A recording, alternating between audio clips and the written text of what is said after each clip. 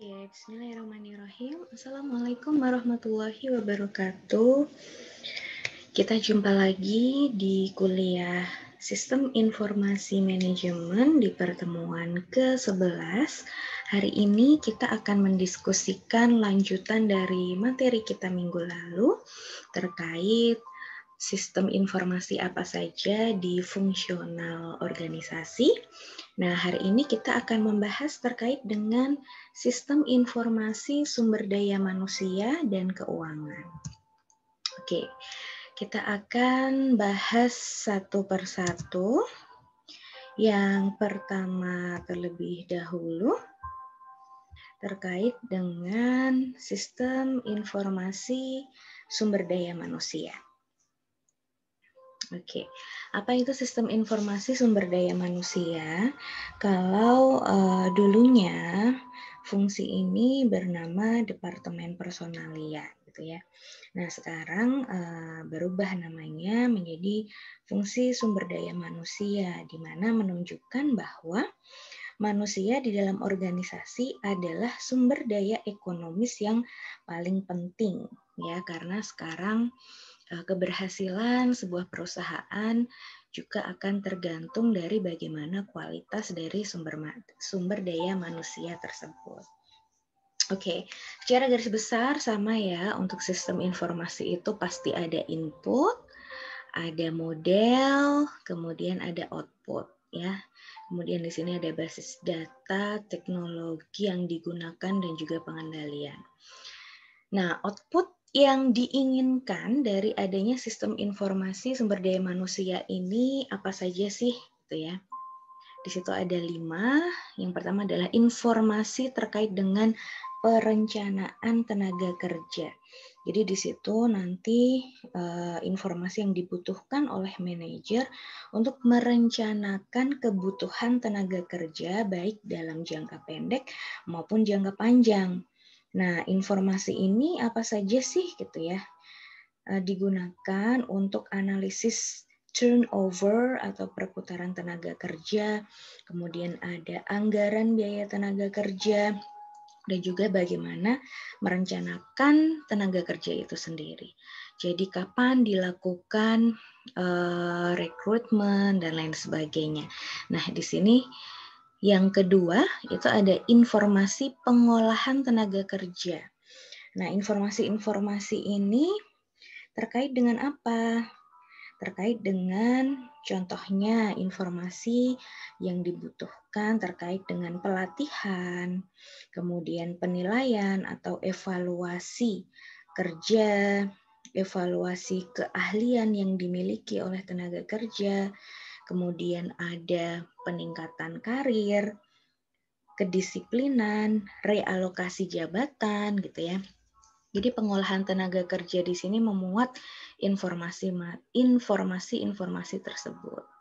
Nah, kemudian yang ketiga ada informasi rekrutmen. Nah, informasi rekrutmen ini terdiri dari informasi apa saja terkait dengan bagaimana proses rekrutmen itu dibutuhkan. Contohnya seperti informasi terkait dengan pasar tenaga kerja itu seperti apa kondisinya, kemudian penjadwalan wawancara, rekrutmen, analisis yang dibutuhkan di situ, jabatan yang seperti apa yang dibutuhkan gitu ya. Nah, kemudian selanjutnya itu ada informasi benefit. Nah, informasi benefit ini mencakup apa saja benefit yang didapatkan oleh karyawan. Nah, benefit ini sendiri lebih mengarah ke manfaat tambahan yang diterima karyawan yang diberikan oleh perusahaan tersebut. Contohnya apa misalnya? Misalnya dana pensiun gitu ya. Dana pensiun kan biasanya perusahaan memberi kontribusi, misal menambah 10% dari gaji untuk tambahan pensiun, istilahnya kalau sekarang subsidi gitu ya. Kemudian ada juga nih, kan sudah ditentukan sekarang ada BPJS Tenaga Kerja, BPJS Kesehatan, asuransi gitu ya. Itu adalah merupakan salah satu benefit yang didapatkan. Nah, kemudian yang terakhir ada informasi lingkungan kerja. Informasi lingkungan kerja ini berhubungan dengan lingkungan pekerjaan. Contoh, informasi tentang keluhan karyawan, kecelakaan selama bekerja, kemudian kesehatan karyawan, dan bagaimana lingkungan kerja di situ. Misal layoutnya seperti apa, apakah ruangan itu membuat nyaman bekerja atau tidak. Nah, ini sangat penting karena secara tidak langsung itu akan mempengaruhi terhadap kinerja karyawan, kemudian kenyamanan karyawan gitu ya, yang nanti dapat mendukung karyawan dalam melakukan pekerjaannya. Nah, kemudian input yang dibutuhkan untuk menghasilkan informasi-informasi tersebut tadi itu ada 3, data eksternal, internal, dan juga sistem informasi akuntansi. Nah, untuk sistem informasi akuntansi jelas ya di situ di SIA, terutama di siklus penggajian itu ada data terkait karyawan, gaji, daftar hadir, piutang karyawan, kemudian data internal di dalam SDM, ini bukan pemasaran ya, maaf, data internal di dalam SDM contohnya seperti apa? Contohnya di sini tadi ya, misalnya ada survei terkait dengan harapan karyawan, keluhan karyawan, kepuasan karyawan terhadap perusahaan itu seperti apa, pengetahuan dan keahlian karyawan yang dimiliki, analisis pekerjaan di dalam perusahaan tersebut.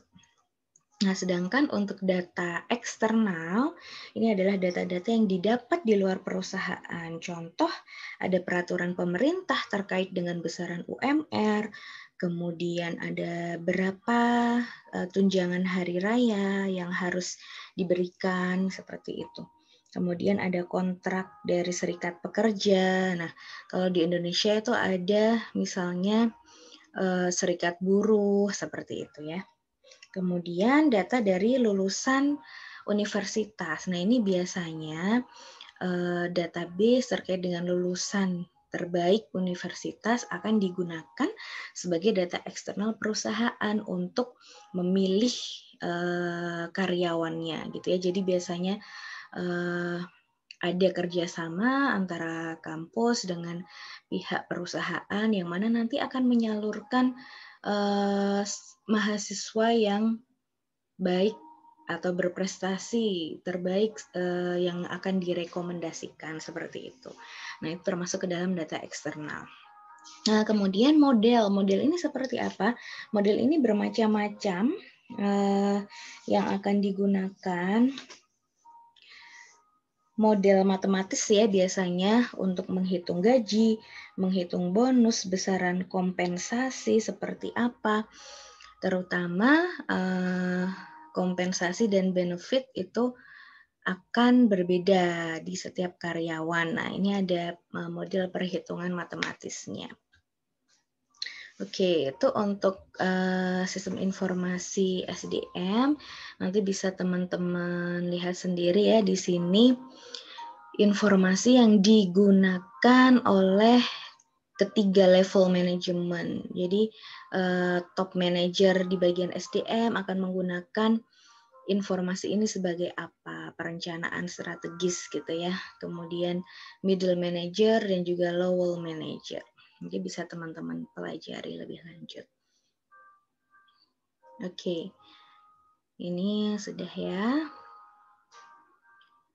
Kemudian ini adalah pemakai sistem informasi SDM.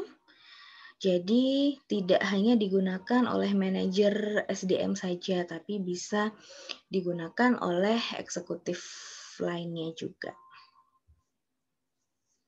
Oke, next yang kedua ada sistem informasi keuangan. Sistem informasi keuangan yang nantinya akan menghasilkan 6 output terkait dengan informasi yang dibutuhkan oleh manajer keuangan. Yang pertama itu ada informasi forecast atau perkiraan gitu ya. Contoh misalnya forecast terkait neraca, laba rugi, dan juga aliran kas untuk beberapa tahun ke depan seperti apa. Nah, ini diperlukan untuk menentukan nilai intrinsik maupun nilai fundamental dari sebuah perusahaan. Kemudian next ada informasi modal kerja. Nah, modal kerja ini terkait dengan informasi yang menyangkut tentang penerimaan kas, pengeluaran kas, kemudian ada piutang gitu ya. Berapa tanggal jatuh temponya, umur piutangnya berapa, pemberian diskon, apakah ada pelanggan yang menunggak sehingga mengganggu penerimaan perusahaan, seperti itu ya. Oke, kemudian next ada informasi investasi. Nah, biasanya ini adalah informasi terkait tentang pasar modal, informasi pasar uang, informasi portofolio yang dilakukan oleh perusahaan. Kemudian ada informasi pendanaan, yang mana nanti informasi ini digunakan untuk analisis biaya modal, biaya analisis struktur modal yang optimal, dan juga analisis dana perusahaan. Next ada informasi budget modal. Nah, biasanya ini untuk menganalisis dan merencanakan penganggaran di dalam perusahaan tersebut. Contoh misalnya investasi di aktiva tetap, yaitu pembelian mesin baru atau ingin mengembangkan pabrik, dan lain sebagainya. Terakhir ada informasi anggaran dan juga pajak.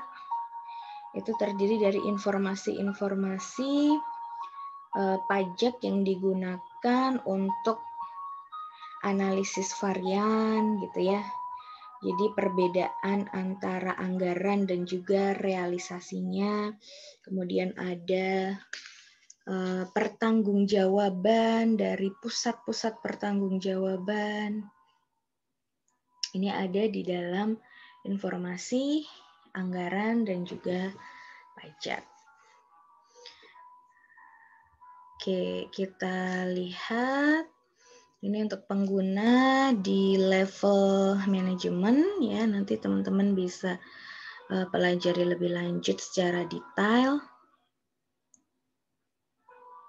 Nah, model yang digunakan biasanya terkait dengan model matematis portofolio optimal atau analisis investasi gitu ya. Kemudian model-model keuangan ini sangat banyak ya, ada net present value, internal rate of return, dan sebagainya. Nah, kemudian siapa sih pemakai sistem informasi keuangan? Nah, keuangan ini lebih luas ya, jadi manajer lain pun semuanya akan membutuhkan informasi-informasi tersebut karena memang fungsional di organisasi atau perusahaan itu akan berhubungan satu dengan yang lain. Oke, untuk pengantar secara singkat ini dulu yang saya sampaikan, nanti secara detailnya akan kita diskusikan di platform yang berbeda. Oke, terima kasih sudah mendengarkan. Kita bertemu lagi untuk diskusi nanti. Billahi taufik wal hidayah. Wassalamualaikum warahmatullahi wabarakatuh.